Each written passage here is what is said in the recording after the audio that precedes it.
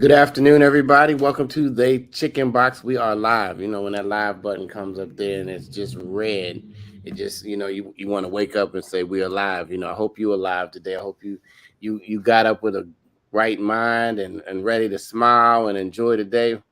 Because this is Black people versus this is our war. And you like, what war are we in? Do you understand the war that you're in? Do you even know what a war is? Are you familiar with the war that you're going through every day? Or are you just going through life and not thinking that you're in a battle? I'm Kevin Impeccable Peck. This is the Chicken Box powered by, that's right, Maryland's oldest Black business, 131 years. I'm going to drive it home because it is an incredible feat. Powered by the Afro-American Newspaper. And we have all the superstars on with us today. We have the CEO, Dr. Draper. How are you? I am well. Thank you, Impeccable. I am well. We have Ashley, our assistant editor, reigning from DC. What's going on? How y'all doing today? Hey, Absolutely. Ashley. And of course, our managing editor, Alexis Taylor. Hey, thanks for having me. That always sounds like a superstar name. It's two first names. It's Alexis and it's Taylor. So we have superstars here, and we've had an action-packed week. This is our war. Dr. Dre, why don't you take us back just for a second for those tuning in? Thank you for jumping on to the box. But take us back to... I'm going to take us back to take us forward. And so Ashley has a prop. Take us back. Ashley has a prop to show us. All right. So in a much different format, but the same content, back in 1945, the Afro published a book called This Is Our War, which gave firsthand accounts from 7 Afro war correspondents from World War II. We had the largest contingency of Black correspondents there, and they wrote about what they were experiencing and who they met while they were there. So we decided, because this is the 75th anniversary of the desegregation of the armed forces in the United States, that we would reprint these stories, which, when I first picked up the book, I said, who wants to read these old stories? 1945, that was 1,000 years ago, even before I was born. I said, who wants to read these old stories? But then I took a look myself and said, I see why we want to read these stories. First, because they give an accurate depiction of what it was like, and it's real. And secondly, because they got all these names in there, like where people said, hey, if you're from whatever, or if you get back, when you write, here's my mom's name, here's my address. So all of those things are in there, but it's firsthand account. And they talk about how they were treated better in Europe in some cases than they were in the United States. In some cases, but they were heroes and not too many sheroes. But in our new book, we have an introduction by Colonel Edna Cummins of this, who's been pushing the 688 project. So it's hot off the press. To our viewers, hi there, good afternoon. It's hot off the press. Right now, you can only get it by emailing. Alexis is going to tell us. I don't remember the exact email, right? But it is, what's the email, Alexis? Customer service at afro.com. Okay. Customer service at afro.com. No, not editor at afro.com. That'll go to Alexis. But for the book, the book is, I don't know, all total with shipping and handling. I'll give you the total price. It's $30. You can, I think Cash App or so, whatever. I don't want to get into all the monetary pieces, but it's all of these accounts, including one female correspondent who wrote, but she got sick and had to go back home. So I'm going to find, Ashley. I don't know, Ashley, can you open the book? And is there anything that just jumps to your attention that you want to just share a little excerpt? We have this picture here. Let me get it right. This picture stands out to me as President Roosevelt and Prime Minister Churchill, and they're being interviewed by war correspondents during a surprise visit to Casablanca, Morocco. And this is January of 1943.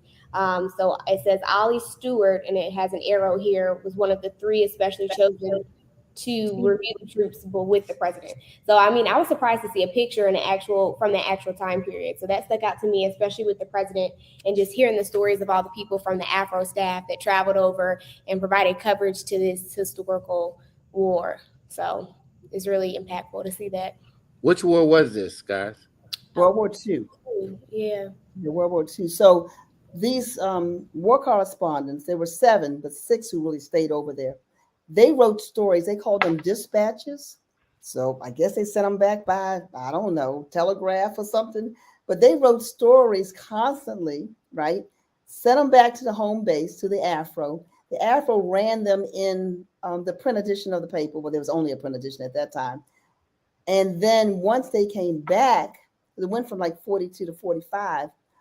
Carl Murphy, who was the publisher and editor at that time, said, you know what?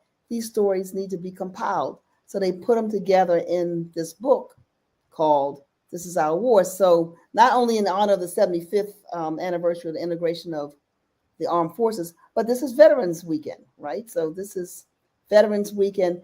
And we had a wonderful Veterans Day event this week with the Maryland Secretary of Veterans Affairs, Anthony Woods, reminding us that you didn't have to be in combat war to be a veteran, and how many veterans still are leaving benefits on the table in 2023. So That's we can. funny. That's funny you would say that. I was just reading up on it, and they said they didn't even want to give a lot of African Americans positions. They wanted them still to do the behind the scene, like, yes, a massa. I mean, they still wanted them to kind of be servants to them until they found out, when it got down to it, that we gonna scrap with the best of them. They said, the brothers are gonna fight. There's a paragraph in the book where Black soldiers showed up on the front lines as riflemen, and a white commanding officer said something like, aren't you all quartermasters? And I'm not military, so then Alexis, somebody's gonna have to help me unpack all of that. And they said, no, we are artillery, and let us show you what we can do. So things like that are in the book. But you are right, Impeccable. They made these assumptions about who we were, what we could do, and what we couldn't do. And of course, we showed them, and we wrote it. We wrote it. We made sure the world knew it. And so it's a beautiful account of all of that. And it's from different perspectives, like a Ollie Stewart or Vincent Tubbs. You can Google those guys and you'll see that they had a lot of Art Carter. They did a lot to keep our history relevant. And I don't like to just dwell in the past, because I think that, we are so present minded. But what happens is, when you don't know your history, right, then you don't have that foundation. So all of this debate and discussion, I'd love to hear, Alexis, I know you are and I don't know, Ashley, you may be too. Alexis, your dad was a career service member. But all this foolish debate about what we should be teaching in schools. We need books like This Is Our War to keep it accurate, because these were first-hand accounts. They weren't what somebody told us. It's what people actually saw. Alexis, jump in. What came to mind as you began to work on this project?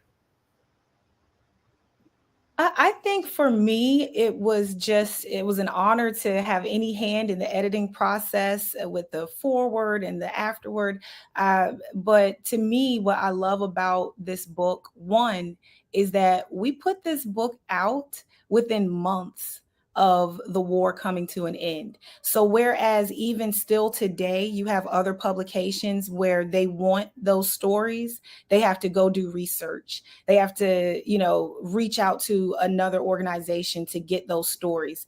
We had it already on hand. Like Dr. Draper was saying, we were publishing those accounts on a regular basis, so that when it came to the end, when it came time to compile it and get this out, it was easy work. It was light work, because we were just pulling from our archives. And I think when we're talking about the service record of African-American men and women, putting things on record, I mean, the beauty of putting their contributions in print, to where there is no denying it. There's no saying A, B, C, and D didn't happen, or it happened one way and not this way. Putting it on record, that's what I think of, that we have these stories. I just said to our editorial team today, When we speak with people, we want all the information, because in our archives, we have information down to the address. In our archives, it's not just going to tell you, Lawrence Jenkins from, Baltimore, where in Baltimore, Landvale Street, what block, I can Right. go there right now, and I can, read his story and touch, buildings that he lived in, and so that's what I think of. I think of, again, the arc of progress, which is what I talked about in my commentary, and what you touched on a little bit, Kevin. The arc of progress of Black people, you can see it so clearly when it comes to the armed forces in this country, to go from, and we focus on World War II because we have all of these accounts, but even before then, in World War I, even back to the Civil War, you have African Americans who are putting their lives on the line, African Americans who are making these contributions, and we have it on record. And I just think that's beautiful to have it on record and to be able to connect. And like Dr. Draper said, that's the foundation. That's where we start. You got me pumped up, Alexis. Listen, if you just tuned in, this is the Chicken Box, powered by Afro-American Newspaper, the nation's oldest family-owned media company. Right, 131 years we've been recording. And when you said we told his story, I just, in my mind, it just rang out as history, right? As you told his story, and the history behind it that is documented about the good news of African American contributions. This is our history too, that they try to always, just shun away from the world. It's not just America that we've created history, and from inventions to contributions to war, to change, to fighting, to civil rights, to everything. And the Afro always, even by just taking a glimpse into the archives, shows you that it cared about the documentation of this particular history. Sandy White, you were putting names in: Warren Gallo, Robin Hodges. Who are these names? Doug Ruffin. Are these people who we can search them in the archives? Now, I will say my example, I was just making up an example. So don't go looking for Lawrence Jenkins. That's his example. But if she's giving us names, I have the archives open right now. I think she said, these are vets. Yes. Thank you for sharing the name, Sandy. And Ray Lucas said a lot of the war stories were dictated by phones. That's what I wanted to say to Ashley. Yeah. I know you guys were in your editorial assistant meaning. Now think back, with no internet, with no cell phone, no, any of those modern communication devices, Ashley, how you being an editor now, and you had to bring these stories, and Ray, you probably, I don't know, was it long distance phone back then, Ray? Was that happening overseas, or how you think we were communicating back then? No, they were long distance phones, I think. I don't know when they started, but they were also dispatches that came the good old fashioned way. Some people bought them back, sent them back, telegraphed them back, phoned them back. Mail 6888. The mail, right? 6888, and that's why we have them there. But listen to this, guys. This Max Johnson, who covered the invasion of southern France in the book "This Is Our War." Like, this is what it looks like now. This is what it looked like at first when it came out. But he said the men have no chaplain, but hold religious services every Sunday, with Corporal Coleman Blanton of Cape Girardeau, Missouri, officiating, and prayer meetings twice weekly. He said, I asked why the prayer meetings were held twice weekly when some churches in the States have them only once a week. Nobody in the group gathered around me said anything for a few moments, while sounds of heavy artillery fire came from one front 20 miles away. Sergeant Johnson said finally, we're closer to the front than the folks in the States. Somebody in the background chimed in with, yeah, closer up we get, more often we're going to hold prayer meetings. And then it goes on to say how the men were sleeping outside, how they had no cots for the past 2 months, despite their strenuous work, and all that they were handling. But at the bottom of this page, I'm on page 33 of the book, it says some men in the outfit who asked me to send greetings to relatives are Private James Davis, Washington, Private Edward Potter, Philadelphia, and it's a whole list of about 100 people with their rank And in this case, not the exact address, but you're right, Alexis, in some places it has the exact address, but it just goes on and on from New Jersey, Corporal Benjamin Barnes, Long Branch. And so some of these names, maybe some of our, some of your relatives, folks who are watching, that like in our family, they didn't talk a lot about the service in World War II. I love that you are talking about the chaplains, Dr. Draper, because in this week's edition of the Afro, on page B8 and B9, we have our archival content. And so on B8 of this week's edition, we talk about that issue that Black soldiers were facing as far as having colored chaplains. Now that's the headline. I'm not saying colored. The headline says 144 colored chaplains are now in the U.S. Army. Every 10th man in the Army is colored. Only every 20th chaplain is. And so this is January 1943, where we recorded into our archives the fight to have more Black chaplains in the ranks. Yeah, right.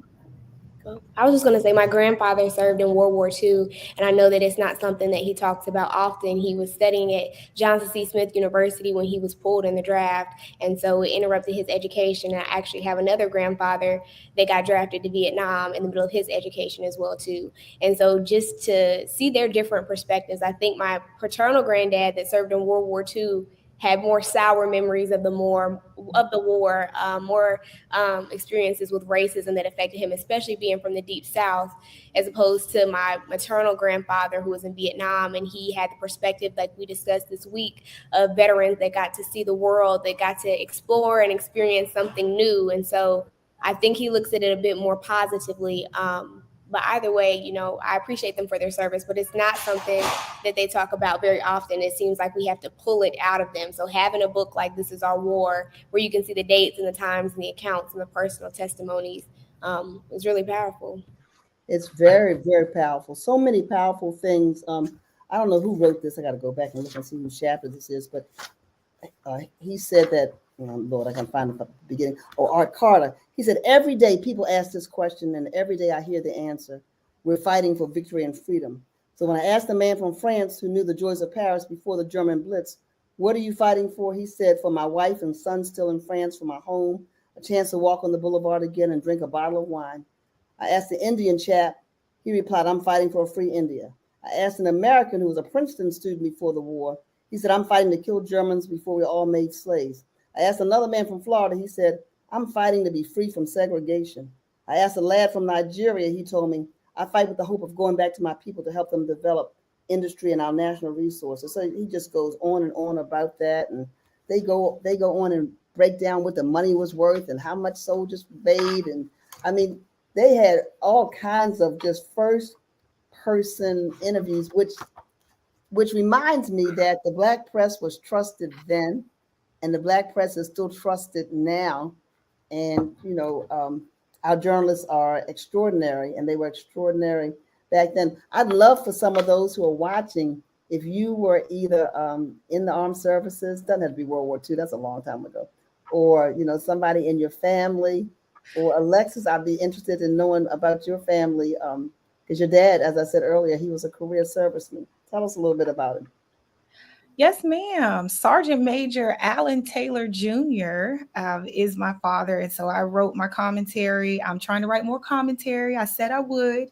And so I thought Veterans Day was the perfect opportunity to honor him and his service, 30 years and 6 months in the Army. He joined in 1985. He originally joined to go into communications, but he found that he loved military policing. And so majority of my childhood, he was more in military policing. He was a drill sergeant, and it afforded us an opportunity to see the world. So our family did get benefits, just like African-American families did, decades ago. And it's not just the traveling. My younger brother, because of my father's service, was able to go to college in North Carolina on the GI Bill. And so my little brother did all 4 years and came out debt free because he was able to use my father's GI Bill. But my father, again, 30 years, we lived everywhere from Germany to Texas. I spent majority of my childhood in South Carolina, which is where we were stationed when we moved in 99. We PCS to Fort Jackson. And it was just it's an experience, looking at it from the Army brat side is different from looking at it from the service member side. And that's why I'm again, just glad that we do have these testimonies, because it gives me insight to what some of the service members are dealing with, what they faced having a family in the States while you're overseas fighting. Those themes still run through. I mean, every decade they're recurring. Every decade you have Black men and women who are joining for whatever their reason is. In my father's case, he just wanted to be a soldier. And when I found out this story, I was just so tickled that he actually tore out when he was 6. They had the form in the magazine where you could fill it out, and he filled it out and sent it to them at 6 years old and told them he was ready to join the Navy. And they wrote back and they were like, okay, pump your brakes, come back in 12 years and we can see what we can do, sir. And he ultimately went into the Army, but he always knew he was going to be a soldier. It fits him. And by the end of his career, he was a sergeant major. He was in San Antonio, based in San Antonio, but he was over all of the military or the emergency services. So military police, fire, and emergency services across the world. We have 75 Army bases, and they have their fire stations and police stations. And so he was over all of those. And so, people try to break me out of some of these habits. You will hear me say, yes, sir. No, sir. They're like, oh, you're making me feel old. I'm like, listen, you're not going to break me out of the habit of yes, sir, no, sir. Some of those things that my father instilled in me, some of those trickle down things from just being on Army bases most of my life. I see how it helps me in my current career and being a member of the Black Press Army. All right, soldiers in the Army. That's wonderful. So, okay, go ahead. I'm sorry. I said I was listening to Alexis, and I heard her father said at 6, he tore out of the magazine and just, you had to write in the handwriting as a 6-year-old. He said he wanted to be in the Navy. But then I started to think about it. I said, I wonder what percentage of African Americans actually are in the Navy opposed to the Army. Because I know, we have that stereotype about we don't really like to swim, but, but I wanted to know really what was the percentage of African American. I'm gonna look for that while we're on and see if it's more. I got you. Away from the water than it is. Well, I think you're right. I think that there is. There was my uncle was in the Coast Guard, and his wife. And I want to bring this back up because Ashley mentioned it. Was a member of the 688. Ashley, you feel comfortable telling us a little bit about the 688? Yes, so the 688 is a group of amazing women that went abroad during World War II, and they went through the piles of mails that were compiled overseas from soldiers back to their families, and they helped bring communication back across multiple lines. And so we honor the 688. They recently received a Congressional Gold Medal, and they've had champions in recent years. I also saw that a movie might be coming out that Tyler Perry is remaking in honor of them. But it was compiled of Black women. And so we told those stories, and it was a Black battalion that had about 855 women, and they did amazing work. Absolutely. And a Broadway show that Blair Underwood is the executive producer of. And I want to give props to Colonel Edna Cummings. She took the, mantle of making sure, and the way that she explains it, I don't know how many of our readers know this, but they may already. The Congressional Gold Medal, as Ashley said, was recently awarded as 2022. That's recent. President Joe Biden did it, but he signed it rather. But Congress passed it because Colonel Edna Cummings was able to take the AFRO into their offices because the AFRO ran all of the first 783 names and where these women were from in the AFRO. So when she would go into, like, somebody in New York, and they would say, well, why should we support this gold medal for this group of 855 women? And she could say, well, sir, here you are. Look down this list. You had 15 women from New York. And she just kept doing that, congressional office after congressional office after congressional office, until the 688th gold medal was, a legislation that passed, I think, almost unanimously on both sides of the aisle in both houses of Congress. And then they took the fight to Maryland, and Maryland, I think, is the first state in the union that will actually observe 688th Day. I mean, why is that important? That's in March of 2024. That means there is a legitimate legal, not that it should have to be that way, right? But just like we stop and recognize other days. And so in this new copy of This Is Our War, Colonel Cummings writes about the women who served in 1945. Our correspondents who went, they wrote primarily about the men, except for the one woman. So thank you, Ashley. And that should be really, and so the Afro, we understand, is going to be prominently featured in this musical. And let me give this shameless plug. This weekend, Soledad O'Brien came to our offices, and for the Matter of Fact show, she's focusing on what the Afro had to say about the 688th. And so tune in honor of Veterans Day. I think it's Sunday that you'll be able to watch it. We're waiting to get the exact, but those of you who follow Soledad O'Brien's show, Matter of Fact, it's Sunday in our market, but it's different days in different markets.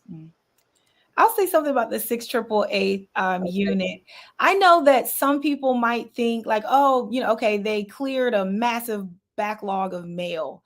But you really have to think of the time period and like what that means. Like these people were having babies.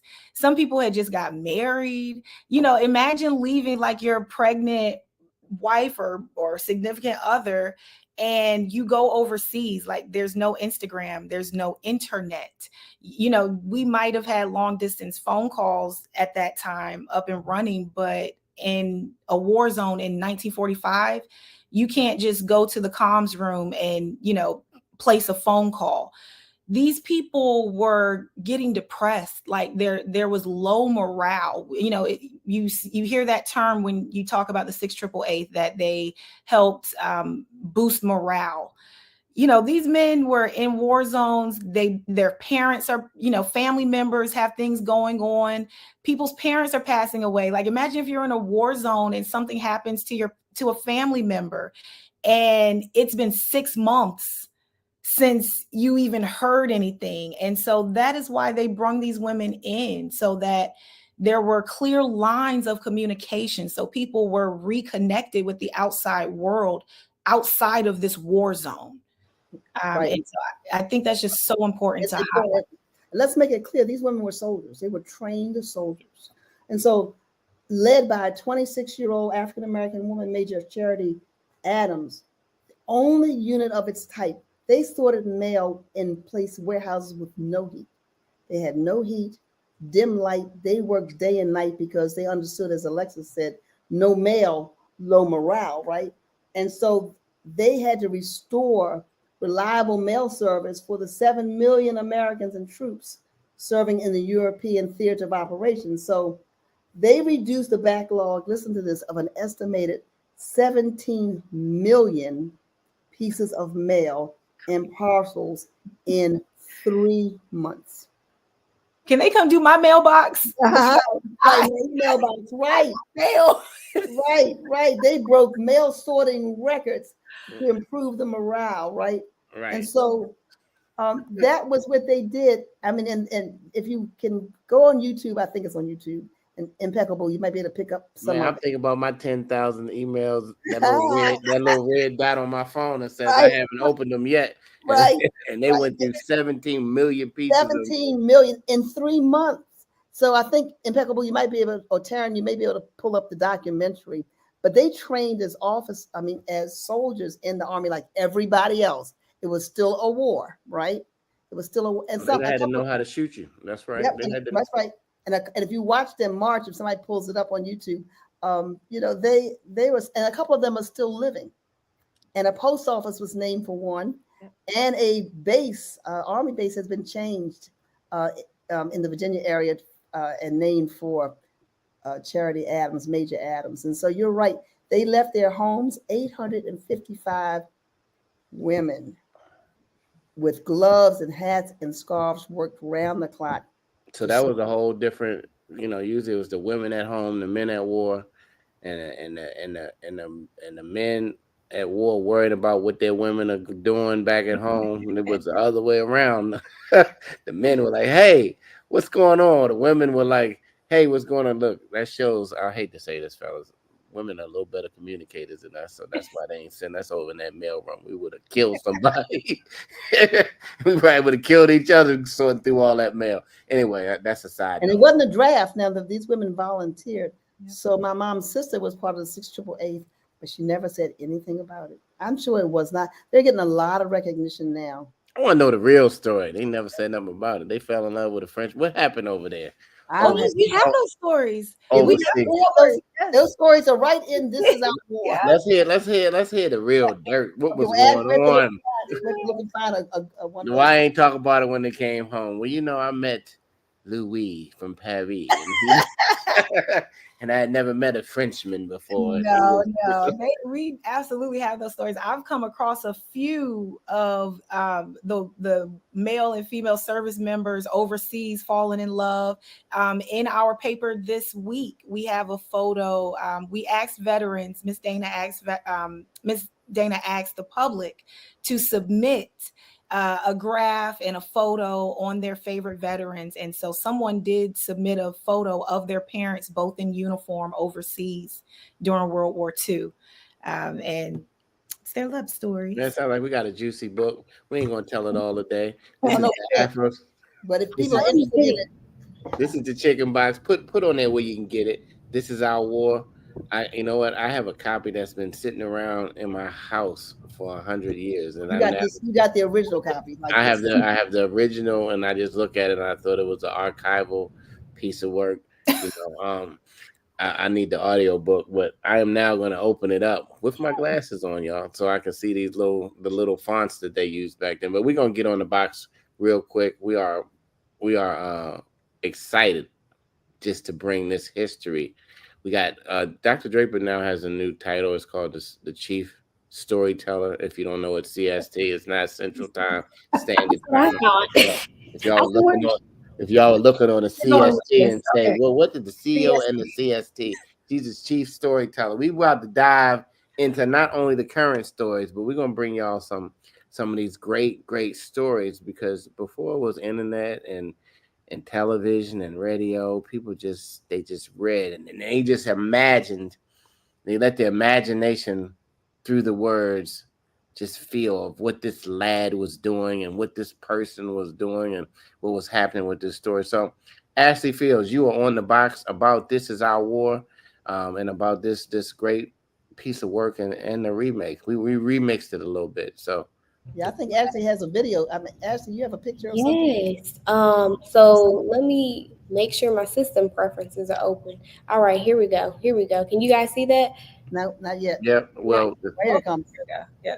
Okay. So just play a little bit of it, Ashley. While crossing racial barriers. The 88th Central Postal Directory Battalion, nicknamed the 6888, was an all-black battalion of the Women's Army Corps. The 6888 had 855 black women, both enlisted and officers, and was led by then Captain Charity Adams. So yeah, I just saw that video, and also I saw where they had the burlap sacks of the mail, and it looks clear that they don't have any heat or anything else. It's very dim light. But go back to that video real quick. Let me just see Charity. Just look at her face. She wasn't playing with them. She wasn't playing at all. Look how you ever meet that woman, in school, fellas, that you don't want to mess with, even though you think you can fight.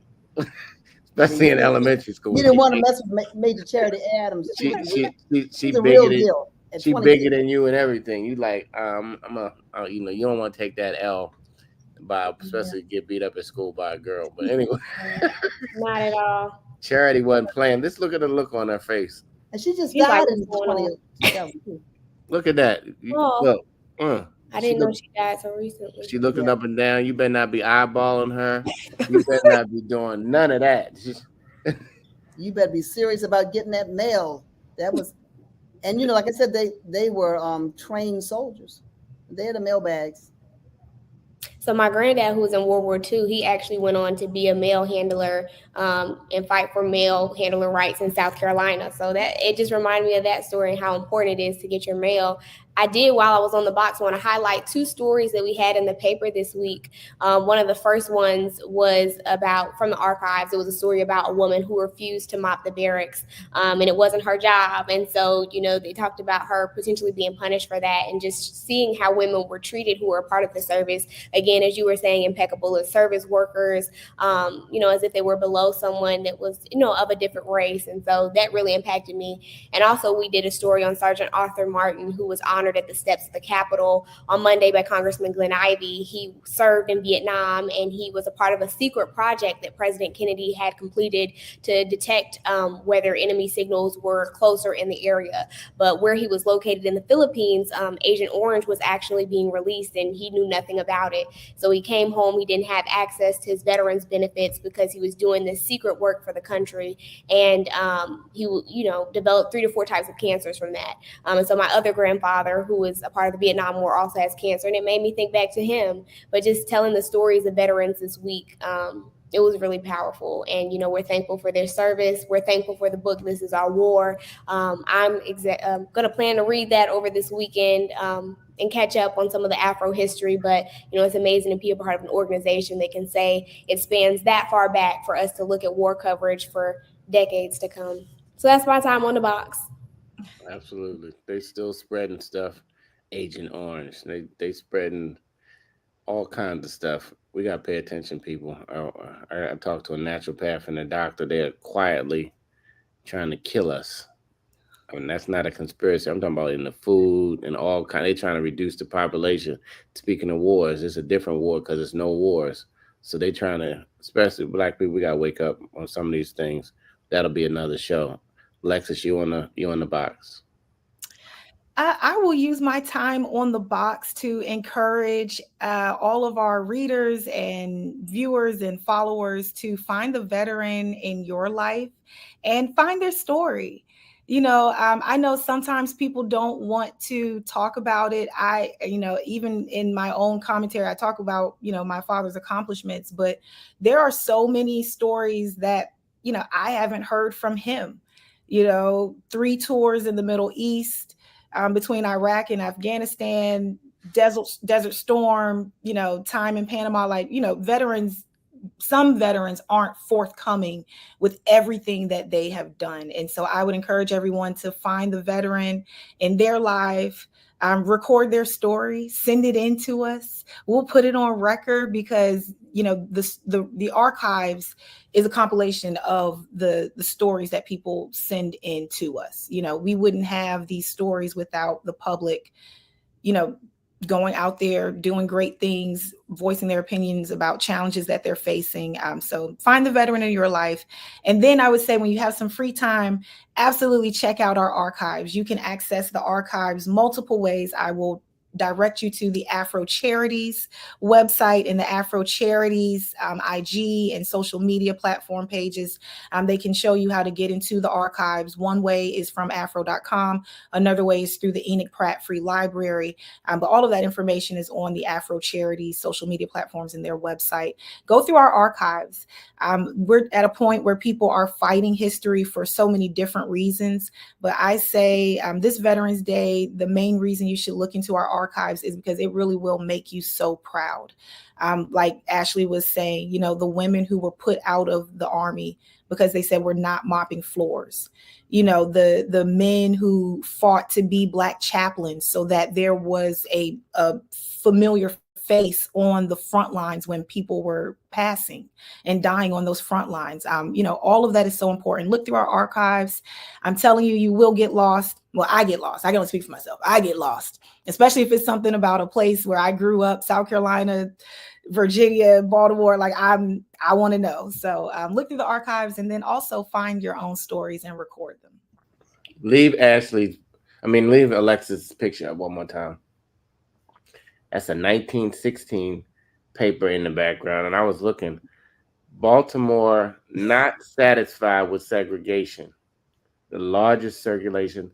We've been doing it for a long time, y'all. That's a 1916. And we're going to continue to put these stories in print. I appreciate you guys. Dr. Draper, you're on the box. Yeah, we're doing it, but we're doing it, and we're doing it differently. So don't be surprised if you see a lot of this coverage come out on your TikTok in Reels and IG in Reels.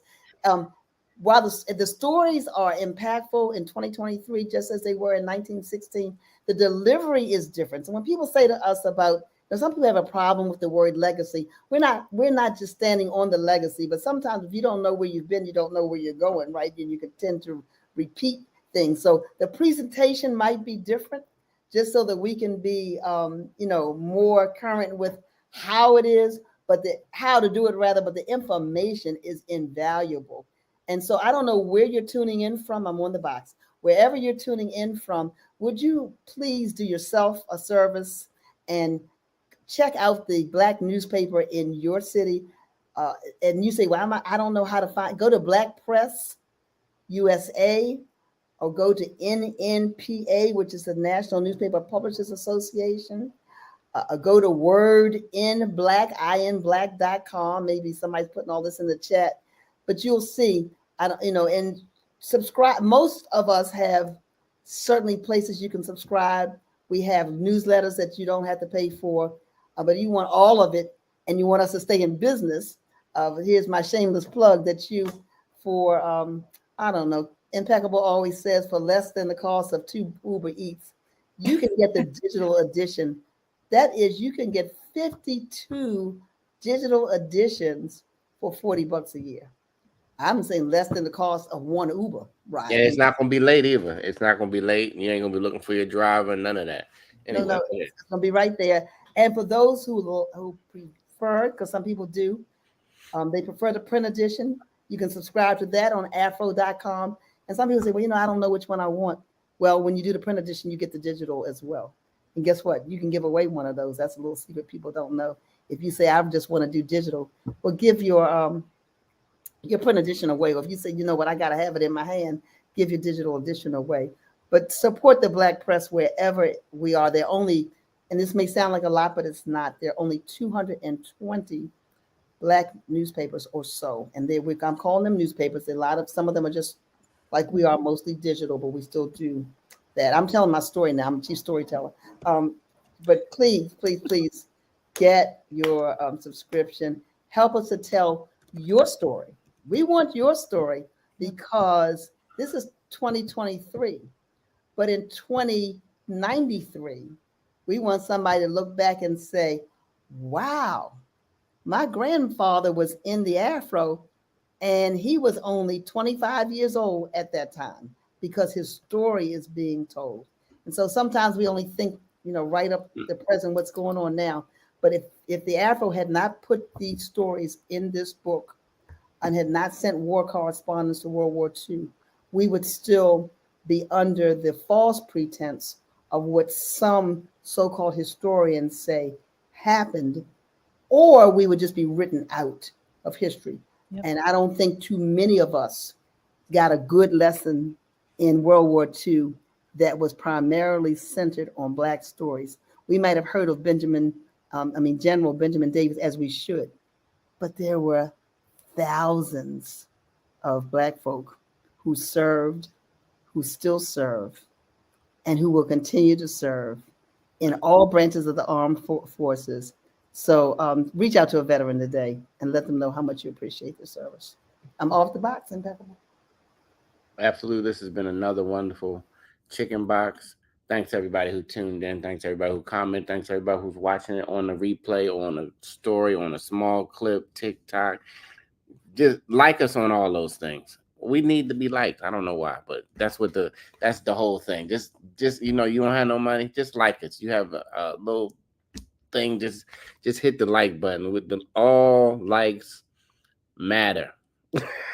So until next week, call a senior, tell them you love them. Don't text them for the 150th time. But if you just met me, this is my first time telling you.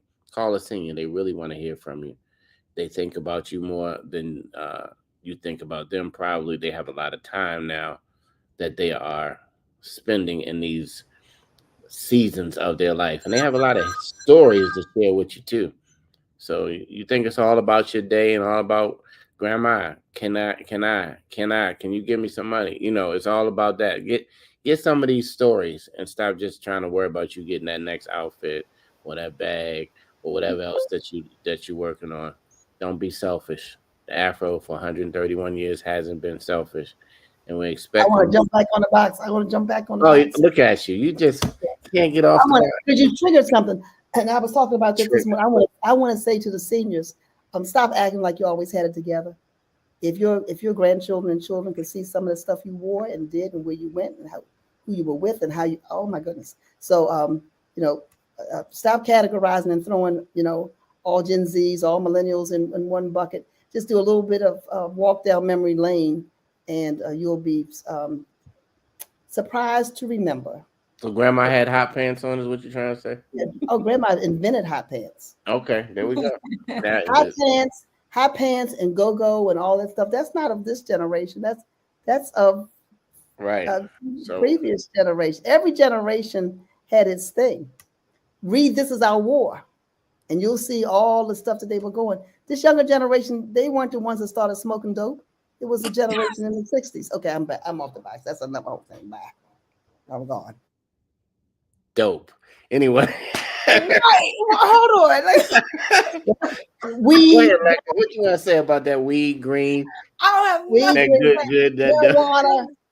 I don't have anything about that. But to your point, Dr. Draper, we're going to bring back. Mr. Draper was telling me yesterday that there used to be a weekly page from the archives. And every week there was something from the archives. We're going to start pulling some of these crazy stories that are in these archives, because we weren't just covering wars. We were covering who got caught doing what. We were covering. At what motel? Okay. Wait a minute. My mother got busted for playing poker. And her father was in the position I'm in now. He was a publisher on the front page because playing poker and gambling was illegal. So there was a Black-owned hotel in Towson area of Maryland, and my mom and her friends, were playing poker illegally and got arrested. And Carl Murphy put it right on the front page, above the fold. His own family member. Hey. Get ahead of it. Oh my goodness! Get ahead of it. Put their names and everything. Now I need to go to the archives and find that. Yeah, what year? I don't know. Everybody, hey, Granny, yep. Craig said you put Granny on blast, but she can't defend herself now. She's gone on to be with the Lord, but that's a good story, though. Well, it's a whole lot of stories like that. And so the Afro had a whole lot of stories. I spoke about our great general, and not to mar his reputation, but he was coming out of a hotel with somebody, and that's on the front page of the Afro. Mm-hmm. A lot of things like that. Now, we don't need to, and people call them, oh, you sensationalizing the news. Now, look at all of this now. Now they've cleaned up the term and call it SEO, search engine optimization. Sensationalizing the news, it's called. Anyway, we know all of the websites that their whole circulation and their whole existence is sensationalizing everything. But anyway, this is my last box. Oh my goodness gracious! And I said this to Alexis. I said, when we do surveys of what people want to read, they give us all the intellectual answers. But when we check analytics of what we actually like, anyway, I'm off about to talk about that. Will Smith and Jada. All the juicy stories. They don't care nothing about. They care, but they just. They care. No, they care. They care. They care. I ain't saying they don't care. We care. But the analytics don't lie. So anyway, I want y'all to hang on backstage. Thank you everybody for tuning in. We just going beyond ourselves right now. But this is what we do at the Afro behind the scenes. Thank you everybody for tuning in, and we'll see you next week, God willing. Bye-bye.